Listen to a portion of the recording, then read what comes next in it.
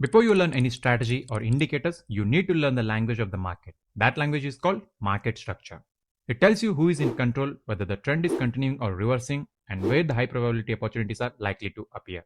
In this video, I'll teach you everything you need to know about the market structure. So let's start with the most basic question. What actually is market structure? In simple words, it is the way price moves on a chart. It helps you to understand whether the market is moving higher, lower, or simply sideways. Now you might be wondering, why does the price moves in the first place? Price moves because buyers and sellers are constantly competing with each other. When buyers are stronger, price moves up. When sellers take control, price moves down. And when neither side has a clear advantage, price starts moving sideways. That constant battle is what creates market structure. One important thing to understand is that price never moves in a straight line. It doesn't just keep going up or keep coming down. Instead, it moves in a waves, pushing up, pulling back, and then pushing up again. Those waves form the structure that we see on every chart. Before we begin, if you are serious about learning trading the right way through discipline, risk management, and psychology, consider subscribing. Because I upload videos every day to help you become a better trader. Now, based on these moments, the market can be in one of the two conditions. The first is trend, where price is making progress in one direction, stepping up or stepping down. The second is a range, where price moves sideways because buyers and sellers are evenly matched. Understanding whether you are looking at a trend or a range is one of the first steps to read any chart correctly. These trends and ranges are built using two simple building blocks, swing highs and swing lows. Every trend, every reversal, every breakout, and every pullback starts with these swings. Once you learn how to identify them, the rest of the market structure becomes easier to understand. So before we talk about the trends, reversals, or breakouts, let's understand the two building blocks first. A swing high is a point where price pushes up and then reverses down. It's a local peak. A swing low is the opposite. Price pushes down and then reverses up. It's a local bottom. Every single pattern on your chart is built from these two things. Now here is where it gets interesting. We don't just look at one swing high and one swing low in isolation. We compare each one to the one before it. That comparison is what gives us four labels: higher high, higher low, lower high, and lower low. Let's start with an uptrend. An uptrend is a market that is consistently moving higher by making higher highs and higher lows. Higher high is simply a swing high that forms above the previous swing high. Price made a peak, pulled it back, and then pushed up even further than before. A higher low is a swing low that forms above the previous swing low. Instead of price dropping all the way back down, it finds a new support. That tells you sellers are getting weaker on every pullback. As long as the market keeps printing higher highs and higher lows, buyers remain in control, and the trend is considered bullish. Now the opposite. A downtrend is the market that is consistently moving lower by making lower highs and lower lows. A lower high is a swing low that forms below the previous swing high. Price tried to push higher but couldn't even reach the previous high before turning down. And finally, lower low. It is a swing low that forms below the previous swing low. Price is now breaking to new lows. It shows sellers are firmly in control. As long as price continues making lower highs and lower lows, sellers are in control and the market remains bearish. Sometimes you will notice that price isn't making higher highs and higher lows or lower lows and lower highs. Instead, it keeps bouncing between resistance at the top and support at the bottom. That's called a range. During a range, neither buyers nor sellers are in control. This is when the trends usually die down, and many breakout traders get trapped if they enter too early. Now here is something important. Not every swing carries the same weight. Some are the major turning points that define the whole trend, while others are just small wiggles happening inside that bigger move.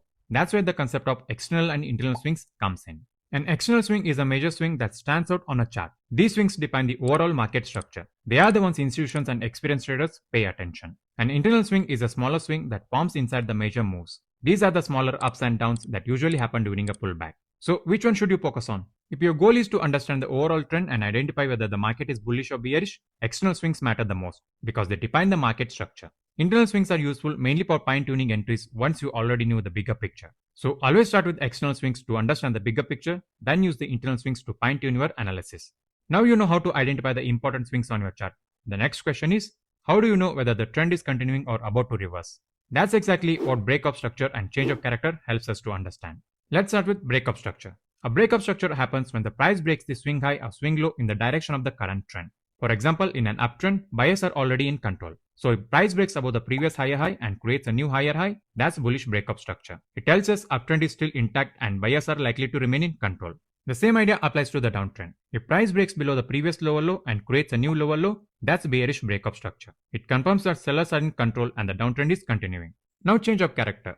A change of character happens when the price breaks structure against the current trend. This is your earliest warning that the control might be shifting from buyers to sellers or sellers to buyers. If price suddenly breaks below the previous higher low, that's your first sign that the buyers are no longer in control. That's called bearish change of character. Similarly, in a downtrend, if price breaks above the previous lower high, that's a bullish change of character, suggesting sellers are losing control. So the core difference comes down to the one word. Breakup structure means continuation. Change of character means potential reversal. Now that you know how to identify a trend, the next question is, how do you trade with it instead of chasing it? Every healthy trend follows a simple cycle. First comes an impulse. An impulse is a strong move in the direction of the trend. In an uptrend, it is aggressive move higher. In a downtrend, it is a strong move lower. This is where one side is clearly in control.